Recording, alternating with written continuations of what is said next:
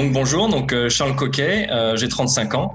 Donc j'ai derrière moi une jeune carrière mais très très riche dans le monde de la supply chain et de la logistique. Donc avec 10 ans d'expérience chez UPS, le transporteur que tout le monde connaît. Donc j'ai eu la chance de participer à l'histoire du UPS tant en tant qu'ingénieur industriel, donc responsable de méthode et de support opérationnel, très opérationnel, de coordinateur d'excellence opérationnelle aussi pendant 1 an et demi, donc ce qui m'a permis de pouvoir me tourner vers le client. Et enfin de terminer ma carrière chez UPS dans les opérations en tant que responsable d'opération dans un centre de distribution. J'ai souhaité ensuite découvrir le monde de l'autre côté de la barrière et donc justement j'ai pu m'orienter vers la gestion de la supply chain au global en devenant supply chain manager, plus dans le monde de l'électronique de piscine, donc chez Metronix qui est le leader en fait dans les robots de nettoyage de piscine. Et qui m'a donné une très très belle expérience, qui m'a prouvé que l'expérience que j'avais eue auparavant dans la gestion du transport et la logistique s'appliquait totalement en fait à la gestion de la supply chain. Ce n'était entre guillemets qu'un complément.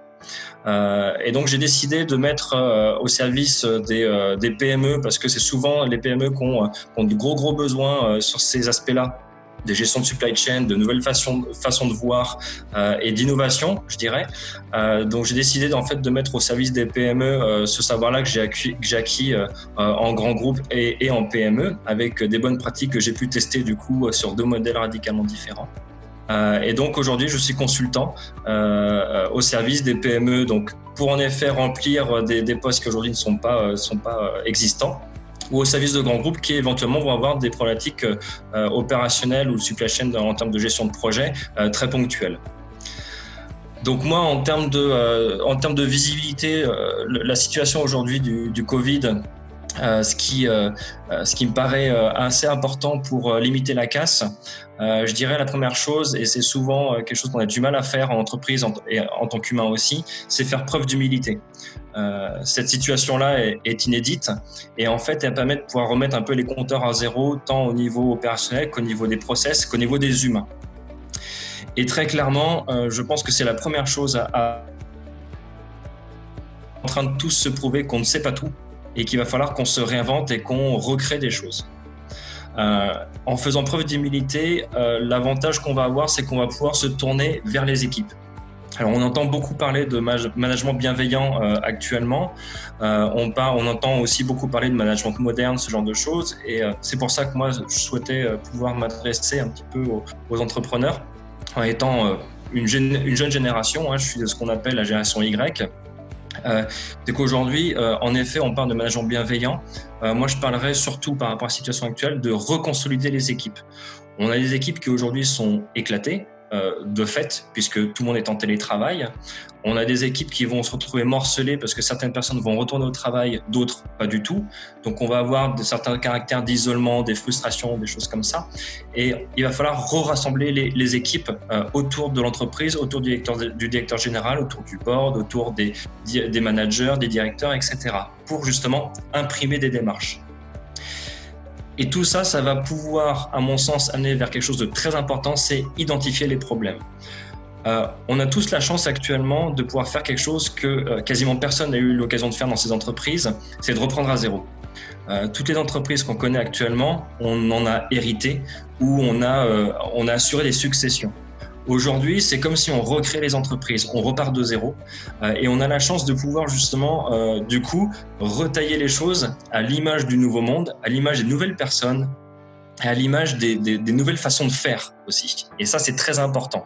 Alors, je ne parle pas en termes de génération Y, mais malgré tout, c'est quelque chose qui est très important parce qu'en tant que jeune génération, si on est à l'écoute justement des personnes qui sont là depuis longtemps, les deux cumulés, j'en reste convaincu depuis des années, les deux cumulés peuvent faire des grosses étincelles et peuvent faire des choses magnifiques. Et clairement, je pense que c'est ça qui va nous permettre de pouvoir sortir justement de cette crise-là, de limiter la casse. Donc vraiment, ces 3 points pour moi vont un peu crescendo d'une certaine façon et vont pouvoir vous aider à pouvoir sortir la tête haute de cette situation-là. Alors après, forcément, on va parler de reprise. On parle de déconfinement actuellement, on est à moins d'1 mois d'une sortie de crise. Et comme toute crise, il faut se préparer maintenant à une sortie. Alors, Je dirais, au même titre que reconsolider les équipes, identifier les problèmes, il va falloir faire quelque chose, à mon sens, très important, c'est donner de la vision aux gens, donner un but aux gens. Il va falloir réussir à revenir sur le terrain en étant clair sur quelles sont les attentes du directeur général, quelles sont les attentes de l'entreprise, quelle est la nouvelle stratégie. Parce que les gens vont avoir besoin de sens, parce qu'ils sont en train de découvrir quelque chose, c'est que leurs entreprises se sont arrêtées. Et maintenant, il va falloir redonner un sens à la responsabilité de chacun, au poste de chacun et à sa place. Et pour donner un sens, il va falloir donner un but aux gens. Donc très clairement, si on veut que les gens nous suivent, il va falloir leur donner une vision globale à l'instant T, puisqu'on est en train de gérer des informations qu'on a à l'instant T. Mais en tout cas, il va falloir partager cette vision-là, même si des aspects stratégiques vont devoir rester en effet en comité de direction et en board, c'est une évidence. Mais malgré tout, il va falloir pouvoir partager beaucoup plus d'informations et donner une vision aux gens. Ensuite, une fois qu'on leur donne une vision, forcément, il va falloir imprimer des démarches. Les gens, comme je l'ai dit tout à l'heure, vont avoir besoin d'être reconsolidés. Mais aussi, on va devoir les accompagner dans ces démarches-là. Parce que si on leur donne une vision, sans les accompagner dans les démarches, on ne va pas obtenir le résultat aussi efficace qu'on souhaiterait l'avoir. Donc je pense qu'il va falloir mettre en place des accompagnements très terrain, très opérationnels. En effet, parfois le biais de consultants qu'on ne connaissait pas auparavant, par le biais de visions extérieures qui vont avoir en fait un effet d'accélérateur dans les activités, dans les prises de conscience. Et en effet, ça va permettre de pouvoir agir beaucoup plus rapidement dans l'accompagnement de ces démarches-là. Parce qu'un directeur général et les différents managers ne vont pas forcément pouvoir être en même temps sur le terrain, gérer les équipes et des opérations de crise et des reprises suite à une crise, et en même temps pouvoir avoir le recul nécessaire pour imprimer les démarches. Et ensuite, je dirais mon troisième conseil et dernier là-dessus, et là je vais prêcher pour une paroisse qui se sent un petit peu en ce moment abandonnée et en même temps mise sous lumière malheureusement, c'est la supply chain. Un redémarrage d'opération de site industriel va forcément passer par une chose, c'est le redémarrage de la supply chain. Et là, vous allez avoir des remises en question fondamentales que nous, professionnels de la supply chain, nous connaissons. On essaie d'influencer le marché du travail, le marché du recrutement, le marché des industriels. On essaie de faire comprendre à tout le monde que la supply chain et la logistique, c'est important, qu'il faut les mettre au milieu des entreprises. Malheureusement, et pour l'avoir vécu moi-même, trop souvent, la supply chain est mise à niveau d'un outil. C'est-à-dire qu'on prend les décisions et ensuite on demande à la supply chain de mettre en œuvre ces décisions-là. L'avantage, c'est que là maintenant, il va falloir mettre en place un nouveau paradigme. La supply chain va devoir en plus être au début de vos réflexions. Pourquoi ? Parce que maintenant vos fournisseurs vont mettre beaucoup de temps à vous approvisionner. Donc ça veut dire que vos productions vont commencer par une réflexion sur la supply chain. À quel niveau de stock je me trouve ? Qu'est-ce que mes niveaux de stock vont me permettre de pouvoir produire ?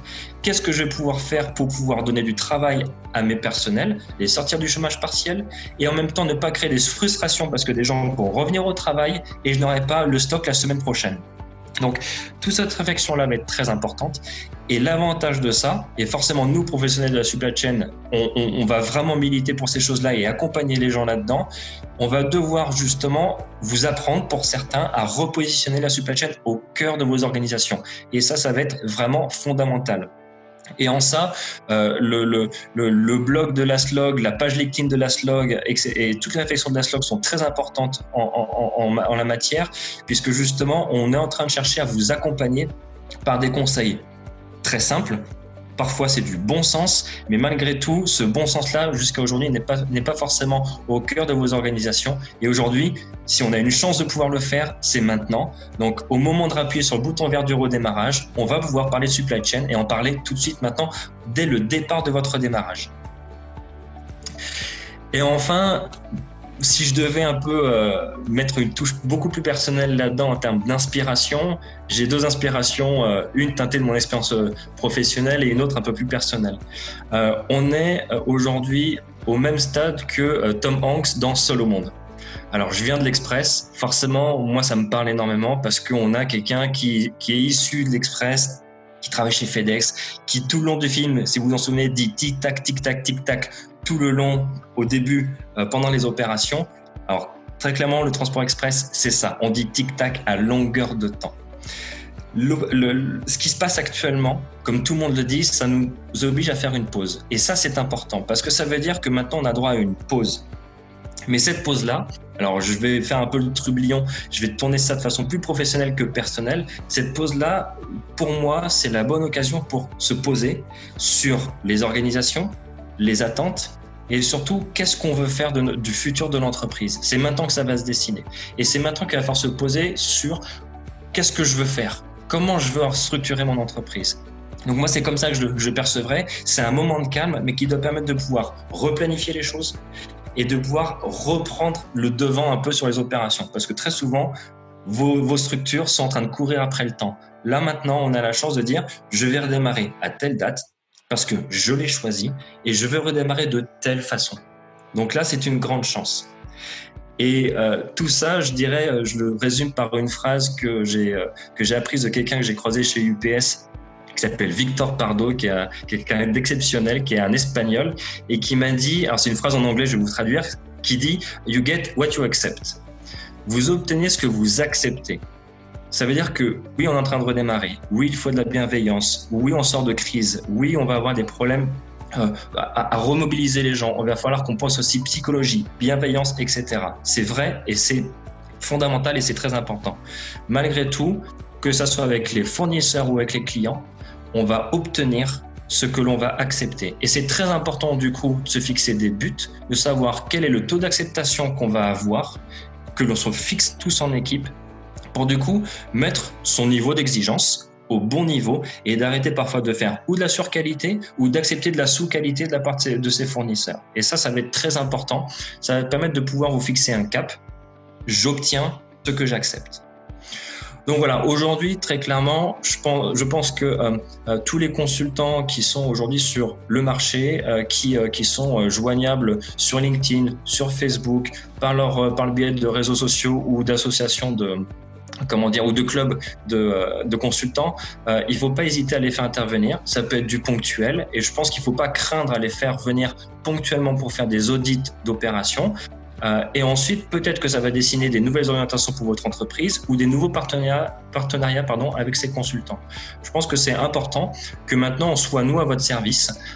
Très souvent, on est un peu les gens de l'ombre et c'est normal parce que ça fonctionne par réseau, parce que c'est au gré de connaissances. Aujourd'hui, on a la faculté de pouvoir vous montrer qu'on est là et qu'on est à votre service. Donc très clairement, si je devais donner un dernier conseil et vous donner l'envie de venir vers nous, c'est voilà, les consultants, vous en avez dans quasiment tous les domaines, dans toutes les professions. N'hésitez pas à nous contacter, même pour avoir un conseil par téléphone, par email ou quoi. Je pense que toutes les personnes que vous aurez au bout du fil ou en visio sont rompues à l'exercice de la visio, du téléphone, du conseil.